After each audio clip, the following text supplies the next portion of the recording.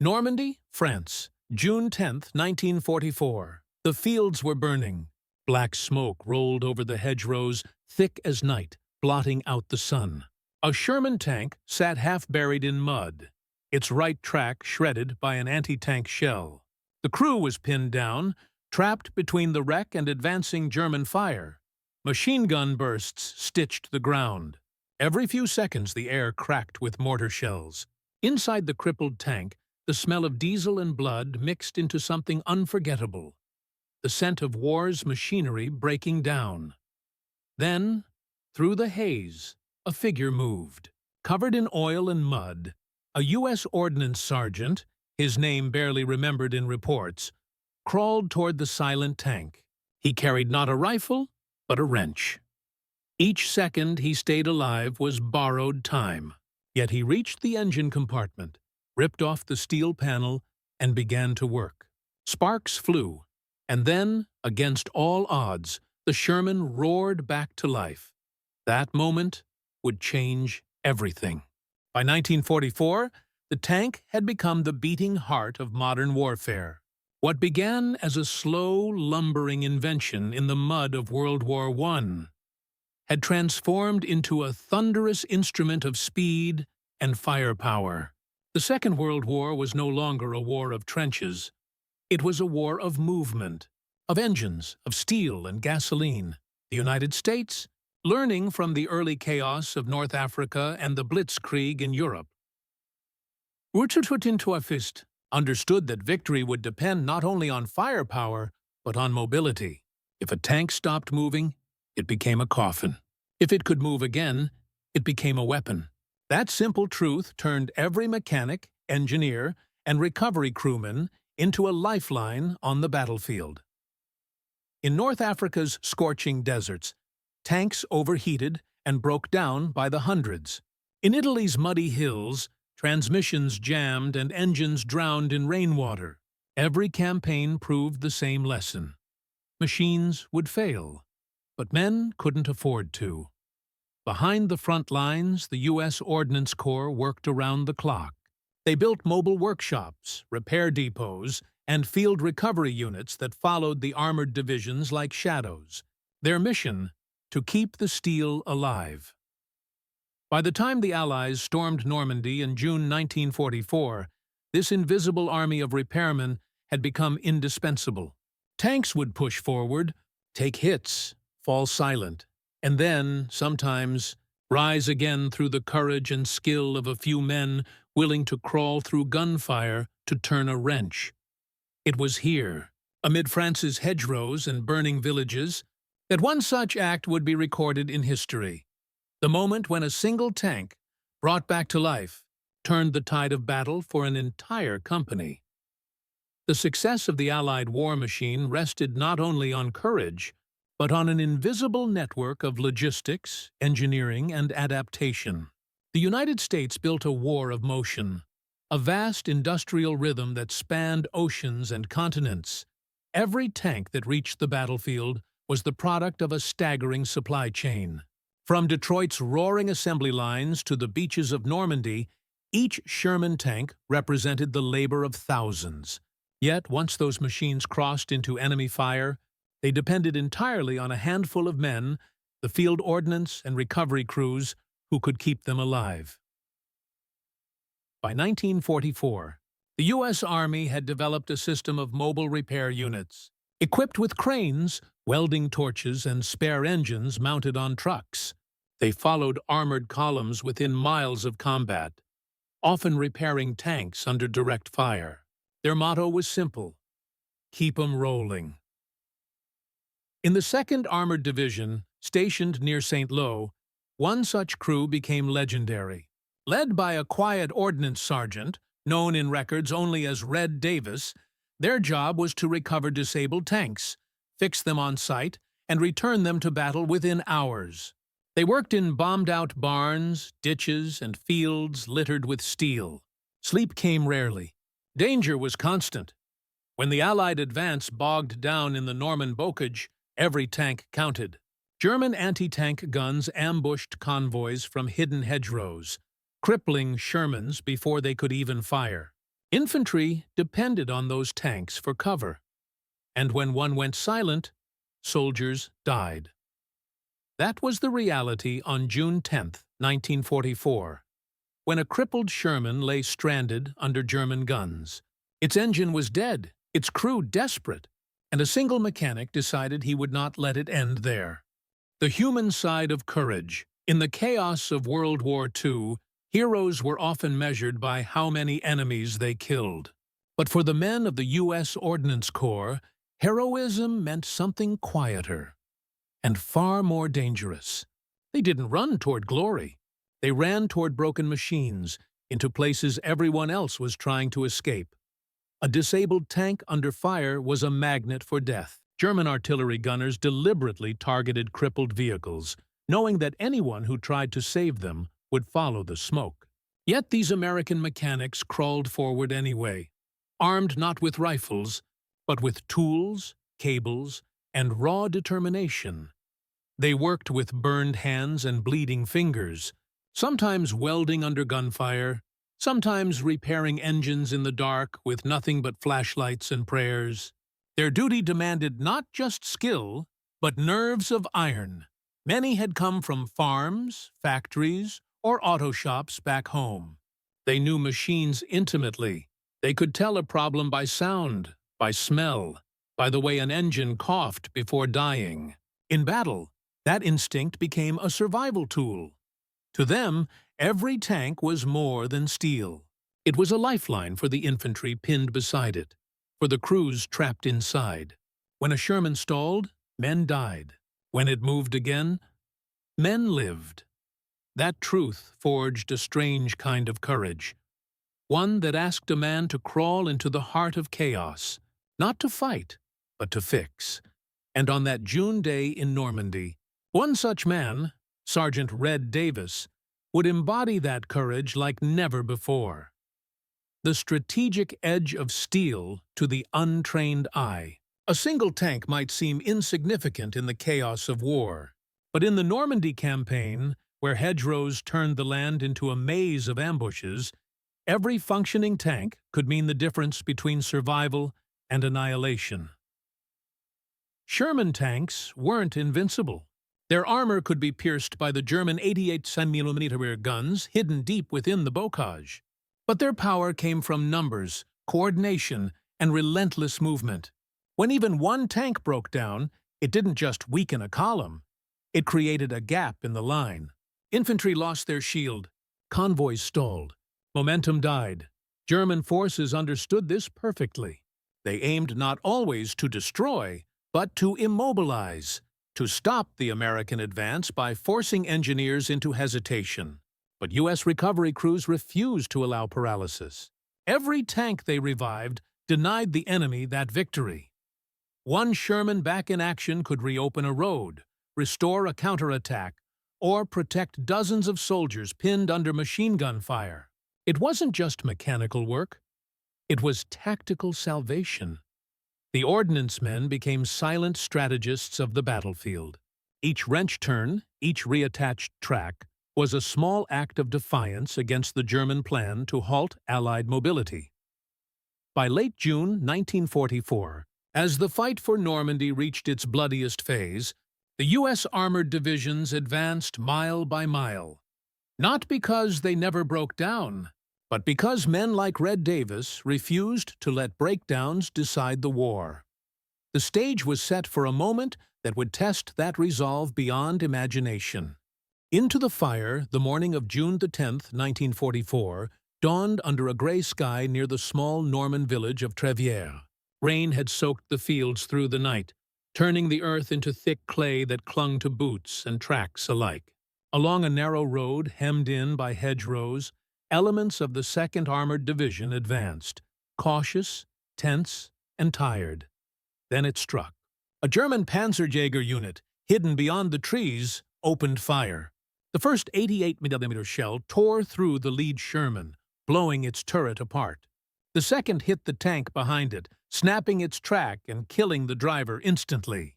The rest of the column scattered for cover. The crippled Sherman sat square in the middle of the road, silent, blocking the path. Infantry could not pass. The entire push toward Treviere froze under relentless artillery fire. Inside one of the recovery vehicles farther back, Sergeant Harold "Red" Davis knew exactly what that meant. The Germans had the range. If that tank wasn't moved or repaired, every man on that road was trapped. Without waiting for orders, Davis grabbed his toolkit, shouted for a driver, and leapt from the truck. They crawled along the ditch, shells exploding around them, mud raining down in heavy clumps. The disabled tank loomed ahead, its steel hull hissing where hot metal met rain. A machine gun burst sparked off its side. Davis didn't flinch. He climbed up the hull, forced open the engine panel, and plunged his hands into the heart of the machine. The smell of oil and gunpowder filled his lungs. Somewhere nearby, someone yelled for him to fall back, but Davis didn't move. To him, the tank wasn't just metal. It was men's lives waiting to be freed from its silence. And in that moment, the battlefield held its breath. The tank that wouldn't die for 10 eternal minutes. Sergeant Harold "Red" Davis worked like a man possessed. Every bolt he turned, every wire he reconnected, was done under fire so close that each explosion shook the ground beneath him. A shell landed barely 30 yards away, showering him with dirt and fragments. His driver, crouched behind the wreck, shouted something. Davis couldn't hear. All he could feel was the heartbeat of the machine beneath his hands, stubbornly refusing to die. He found the problem: a cracked fuel line and a jammed starter. He tore the hose loose, cut a replacement from spare tubing, and reattached it with a single wrench. Fuel sprayed his face, stinging his eyes, but he didn't stop. Then, with his hand bleeding, he reached for the ignition switch inside the compartment. "Come on," he muttered under the thunder of German guns. The first turn? Nothing. The second? A low cough. The third? A roar. The Sherman's engine came back to life, belching thick black smoke through its exhaust. Infantrymen cheered from the hedgerows. The Germans, suddenly realizing what had happened, shifted fire. But it was too late. The crew climbed back in. Davis dropped off the hull and waved them forward. The tank lurched ahead, its cannon swiveling toward the enemy tree line. One shell, then another. German fire faltered. The road was open again. What had been a trap only minutes earlier became a counterattack. The column pushed through, driving the Germans from their positions. That single tank, resurrected under fire, turned the tide of that engagement and saved dozens of lives. When the shooting finally stopped, Davis sat in the mud, his hands shaking, his uniform soaked in oil. The tank rolled past him, alive again. And so was every man it protected. The road reopens. When silence finally settled over Treviere, the cost of the fight became clear. Burned-out German half-tracks lay smoldering in the ditches. The smell of cordite hung in the morning air. Yet amid the wreckage, the road was open. The column was moving again. For the men of the 2nd Armored Division, it was a miracle made of iron and willpower. Without that single Sherman returning to life, the battalion would have remained pinned under enemy fire for hours, perhaps annihilated by counterattacks from nearby German positions. Instead, the revived tank led the push that broke through to the next village and secured a crucial foothold for the Allied advance inland. Word spread quickly. Officers from adjacent units sent field reports describing an ordnance sergeant who repaired a disabled tank while under heavy fire, enabling its use in immediate counteraction. Such citations were rare. Mechanics usually worked behind the lines, unseen, but Davis's courage had unfolded in full view of the front. A week later, as his division regrouped, Davis was called before his commanding officer. Covered in grime and still limping from shrapnel wounds, he was told he would receive the Silver Star, not for destroying the enemy, but for bringing life back to a machine that had been left for dead.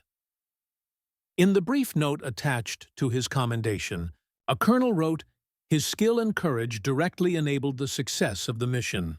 Without his actions, the advance would have been halted. For Davis, the medal meant little compared to what he saw that day, men alive who would have otherwise been gone. He never considered himself a hero. He just did what needed to be done, and yet, his story was only the beginning of something larger. The legacy of motion, the story of Sergeant Harold Red. Davis was not an isolated miracle. It became a symbol of what defined the American war effort: adaptation, ingenuity, and relentless motion. In the months following the Normandy landings, the U.S. Army learned that victory didn't come only from destroying enemy tanks. It came from keeping their own alive. Davis's field repair mirrored hundreds of similar acts across Europe, from the hedgerows of France to the forests of the Ardennes. Each one added invisible hours of combat power that commanders could not plan for but desperately needed. Reports from the U.S. Army Ordnance Department later revealed staggering numbers. In the European theater alone, over 70% of damaged tanks were eventually repaired and returned to battle. That astonishing figure was made possible by small, unrecorded moments of courage. Men like Davis refusing to surrender to steel failure. As Allied forces pushed deeper into France, the doctrine of maintenance in combat became official policy. Forward repair units moved closer to the front than ever before. Welding trucks and recovery vehicles were armored and equipped with cranes, forming what troops began calling tank doctors. By 1945, the system had evolved into a crucial part of modern mechanized warfare. The lessons learned from men like Davis laid the foundation for future conflicts in Korea, Vietnam, and beyond, where mobility and mechanical resilience would define survival. Decades later, when historians traced the logistics that powered the Allied advance, they found a quiet truth behind the thunder of tanks and artillery.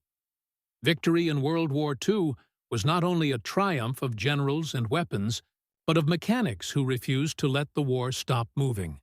And among them stood one man in Normandy, a wrench in his hand, a tank reborn under fire. The quiet engine of victory. In every great war, there are names etched into stone. Generals, aces, and heroes whose deeds roar across history. But far behind those names are others that history almost forgets.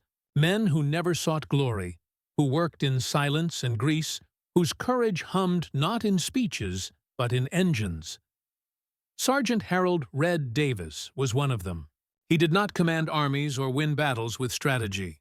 He fought a different kind of war, one measured in bolts, bearings, and the beating pulse of machinery under fire. His act in Normandy revealed something deeper about the nature of victory. Wars are not only won by those who destroy the enemy, but by those who refuse to let what is broken stay broken.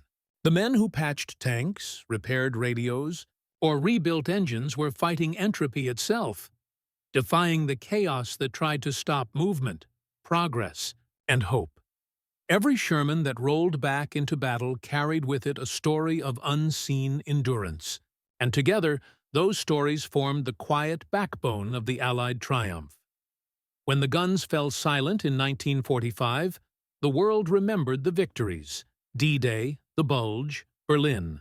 But behind each moment was the hum of a machine resurrected by hands like Davis's, hands that believed even in destruction, something could still live again.